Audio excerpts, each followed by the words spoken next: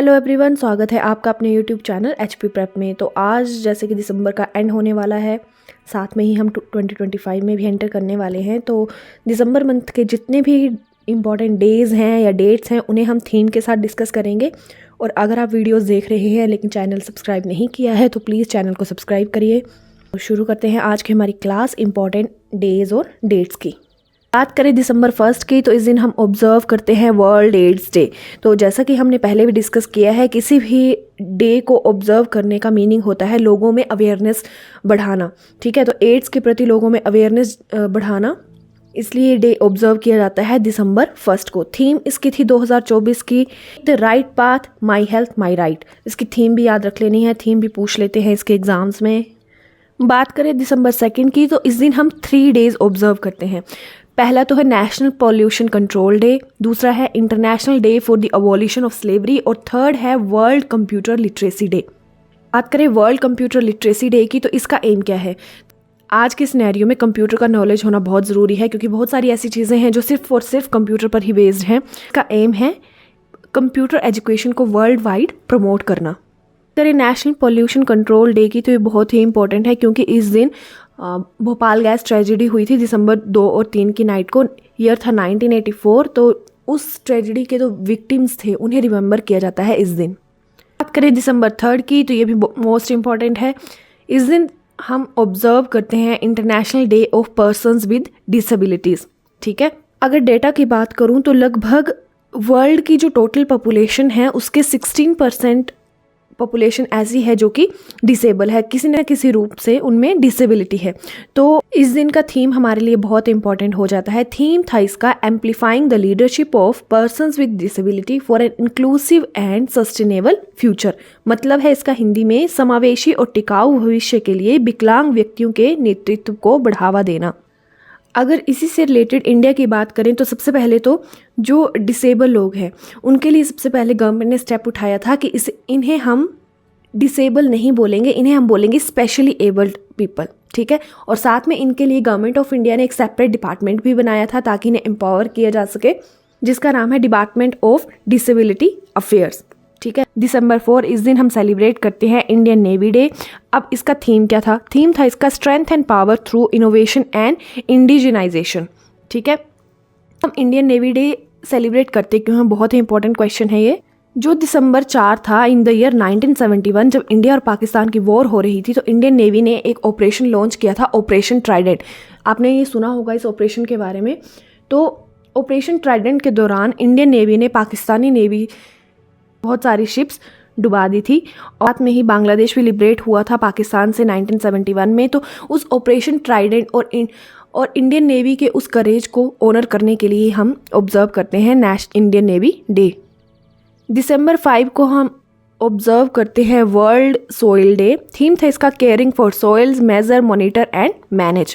जो United Nation General Assembly है इसने अडॉप्ट किया था वर्ल्ड सॉइल डे को दिसंबर 2013 में, यानी कि 2013 से वर्ल्ड सॉइल डे हम सेलिब्रेट कर रहे हैं। इसके साथ ही दिसंबर 5 को हम एक और डे ऑब्जर्व करते हैं, इंटरनेशनल वॉलंटियर डे। इसका थीम भी इंपॉर्टेंट हो जाता है हमारे लिए, recognise volunteers contribution to achieving the sustainable development goals. Sustainable development goals की बात करें तो हमने टारगेट रखा है 2030 तक इन्हें अचीव करने का, और ये 17 गोल्स हैं जो हमें अचीव करने हैं। दिसंबर 6 इस दिन हम ऑब्जर्व करते हैं महापरिनिर्वाण दिवस। तो अब जिसने बुद्धिज़्म और जैनिज़्म वाला टॉपिक देखा है उसे पता होगा कि महापरिनिर्वाण का मतलब होता क्या है। जिस दिन बुद्धा की मृत्यु हुई थी उस दिन को कहा जाता है महापरिनिर्वाण। तो यहाँ पर महापरिनिर्वाण का यही मतलब है। तो किसी न किसी की मृत्यु हुई थी, तो उस दिन हुई थी डॉक्टर BR अम्बेडकर जी की मृत्यु। तो उनकी डेथ एनिवर्सरी होती है दिसंबर 6 को, जिसे हम बोलते हैं महापरिनिर्वाण दिवस।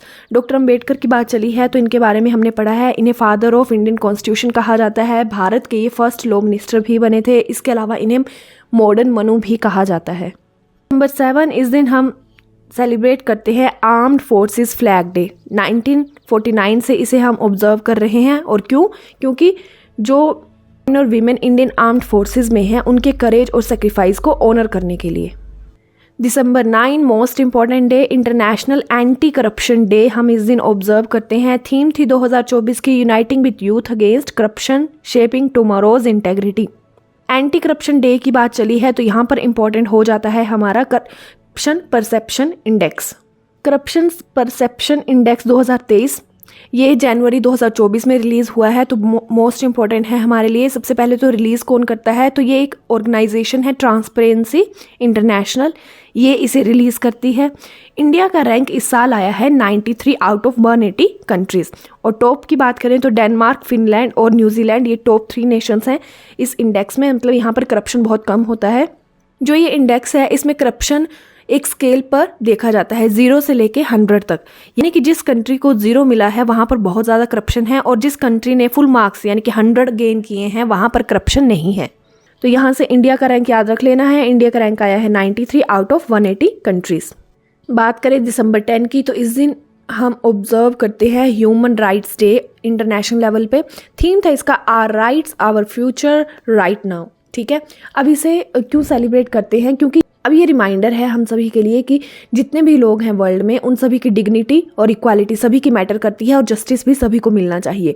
तो जो यूनाइटेड नेशन जनरल असेंबली है उसने एक यूनिवर्सल डिक्लेरेशन अडॉप्ट की थी ह्यूमन राइट्स के ऊपर 1948 में। इसीलिए तब से हम 10 दिसंबर को ह्यूमन राइट्स डे ऑब्जर्व करते हैं। बार बार बात हो रही है यूनाइटेड नेशन जनरल असेंबली की, तो हम ये कर चुके हैं। ये एक यूनाइटेड नेशन का है।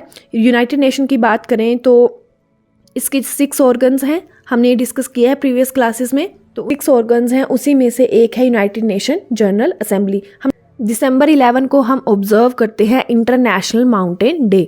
2024 की थीम की बात करें तो इसका थीम था mountain solutions for a sustainable future, innovation, adaptation and youth.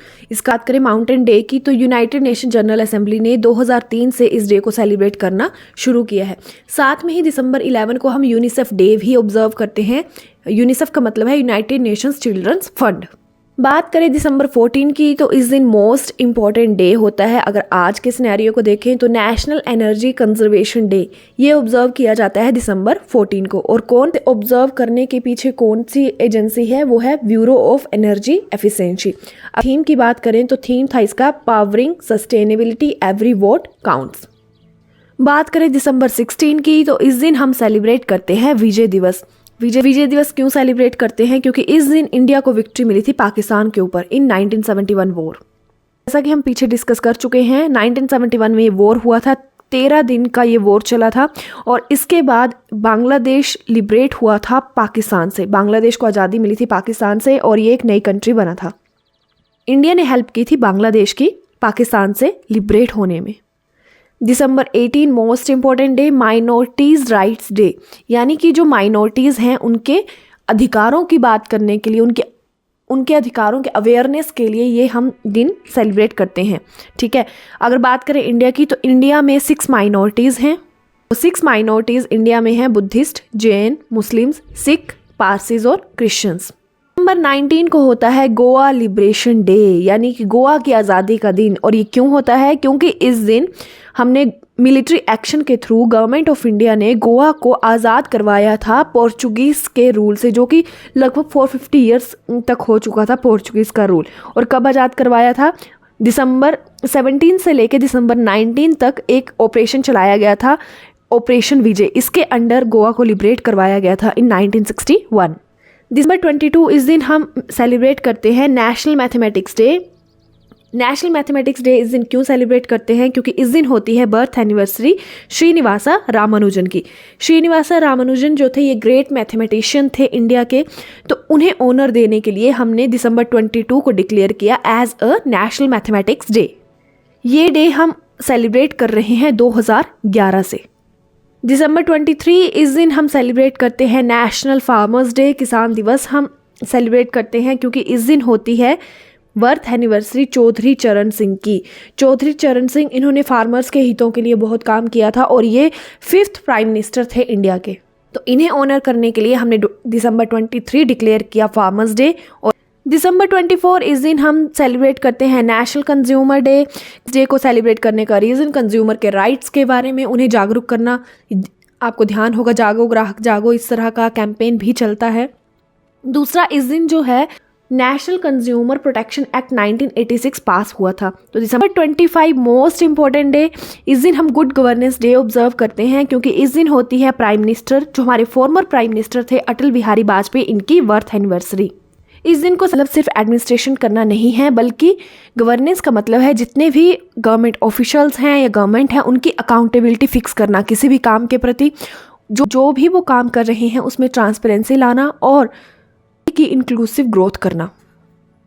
तो उसका मतलब होता है good governance. Number 26 most important day है। अगर मैं पूरे ही लेक्चर की बात करूं तो उसमें इस दिन हम ऑब्जर्व करते हैं वीर बाल दिवस। वीर बाल दिवस 2022 से मना रहे हैं।